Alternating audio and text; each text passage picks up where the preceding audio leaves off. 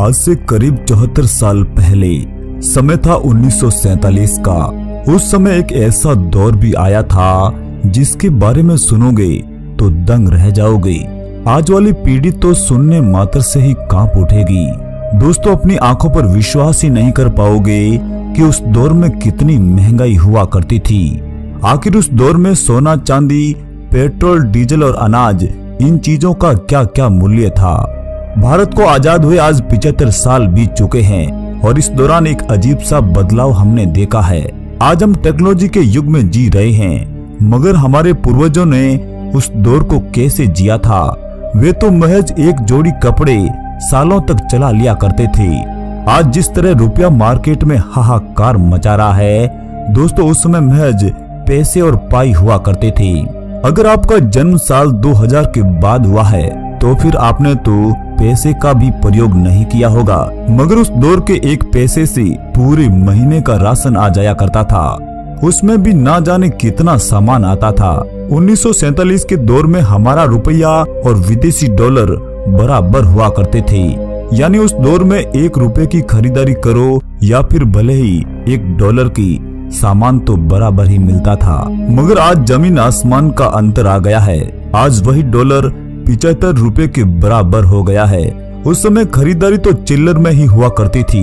अगर किसी के जेब में 2-3 रुपए होते थे तो फिर वो तो उस दौर का किंग हुआ करता था, और फिर उसका रुतबा तो आज के टाटा बिरला से कम भी नहीं था।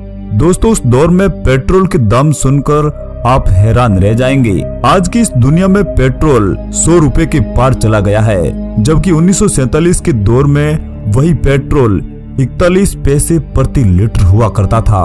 यानी इन 75 सालों में पेट्रोल के दाम 225 गुना बढ़ गया है और डीजल तो महज 27 पैसे प्रति लीटर ही था। हाँ, ये बात अलग है कि उस समय गाड़ियां सड़कों से ज्यादा लोगों के ख्वाबों में चलती थी। दोस्तों, सोने का भाव सुनोगे तो आप विश्वास ही नहीं कर पाओगे।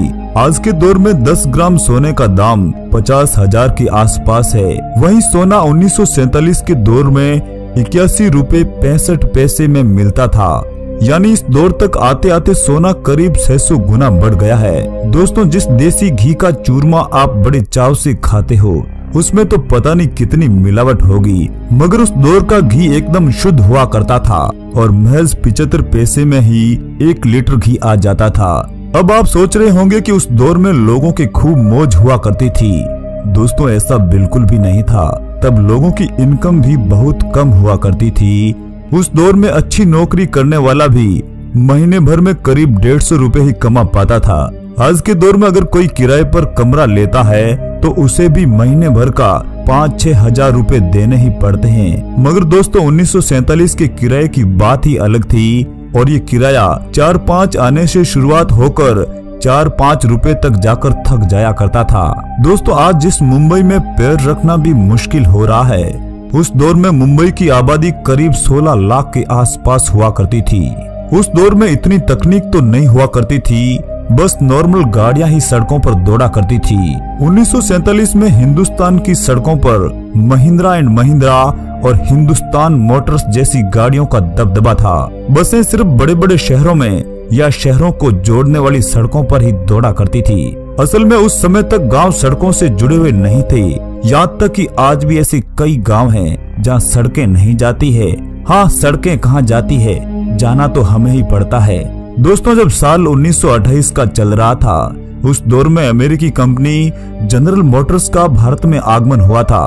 उस दौर में जनरल मोटर्स कंपनी के ट्रक भारत में खूब चला करते थे। लेकिन आजादी के बाद सन 1948 में भारत सरकार ने जनरल मोटर्स की छुट्टी कर दी थी। असल में यह हमारी स्वदेशी कंपनियां महिंद्रा एंड महिंद्रा और हिंदुस्तान मोटर्स को कड़ी टक्कर दे रही थी और ऐसे में सरकार को नुकसान भी खूब उठाना पड़ता था। दोस्तों, उस दौर में मुंबई में विक्टोरिया नाम की एक टुक-टुक घुड़सवारी बड़ी फेमस हुआ करती थी। जब ये 2 किलोमीटर का सफर करती थी तो करीब 1 आना किराया के रूप में लेती थी। भारत में पहली बार ट्रेन का आगमन 16 अप्रैल 1853 को मुंबई के पोरबंदर से थाने के बीच चलाई गई थी। करीब 20 डिब्बे वाली इस ट्रेन को खींचने के लिए 3 भाप के इंजन लगाए गए थे। इस ट्रेन में करीब 400 यात्रियों के साथ 35 किलोमीटर का सफर 75 मिनट में तय किया जाता था। धीरे धीरे तकनीक में सुधार होता गया और जब अंग्रेज भारत छोड़कर चले गए थे तब पाकिस्तान और बांग्लादेश को मिलाकर पूरे देश की रेलवे लाइन 65,185 किलोमीटर लंबी थी। दोस्तों, आज रेल का किराया आसमान को छू रहा है, वहीं उस समय रेल का किराया पाई से लेकर कुछ आने तक ही सीमित था। उस वक्त अकेले मुंबई में 200 के करीब ट्रेनें दौड़ा करती थी। दोस्तों, अब बात करें 1947 के भारतीय विमान सेवा की, तो उस समय हमारे देश में 10 से 15 एयरलाइन कंपनियां हुआ करती थी।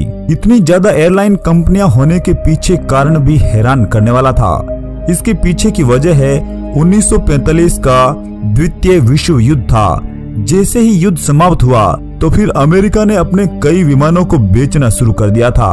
बस ऐसी सेल देखकर अमीर भारतीयों ने इन्हें खरीद लिया था। नई नई चीजें उसमें भारत में फायदे का सौदा हुआ करती थी, लेकिन सब लोगों के ऐसे ही विचार मिलने से ये बजट गड़बड़ा सा गया था और इस तरह ये कंपटीशन घाटे का सौदा बनकर रह गया था। और फिर करीब 8 एयरलाइंस कंपनियों को भारत सरकार ने सहयोग भी दिया था। इन एयरलाइंस का भारत सरकार ने राष्ट्रीयकरण कर दिया और फिर इसे एक नया नाम मिला था, इंडियन एयरलाइंस, और टाटा एयरलाइंस का नाम पहले ही बदलकर एयर इंडिया कर दिया था। आजादी के समय हमारे देश में कुल 15 एयरपोर्ट थे। उस समय विमान यात्रा किराया बेहद कम हुआ करता था। अगर उस समय कोई व्यक्ति अहमदाबाद से मुंबई तक का सफर करता था तो महज इसका किराया 18 रुपए ही लगते थे।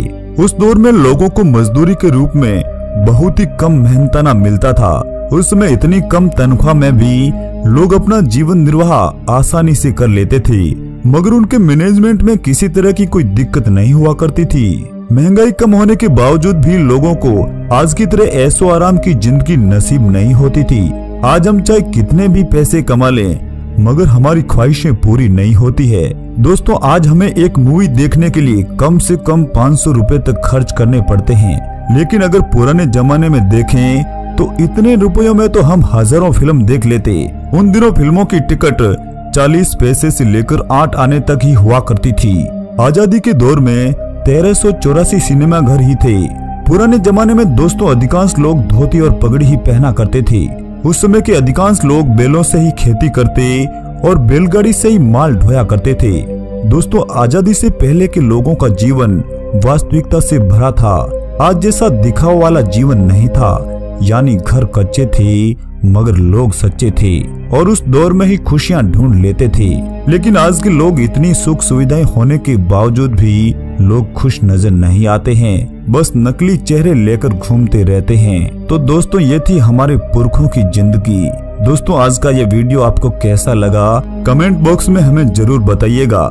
साथ ही अपने इस चैनल को सब्सक्राइब भी कर लीजिएगा। जय हिंद, वंदे मातरम।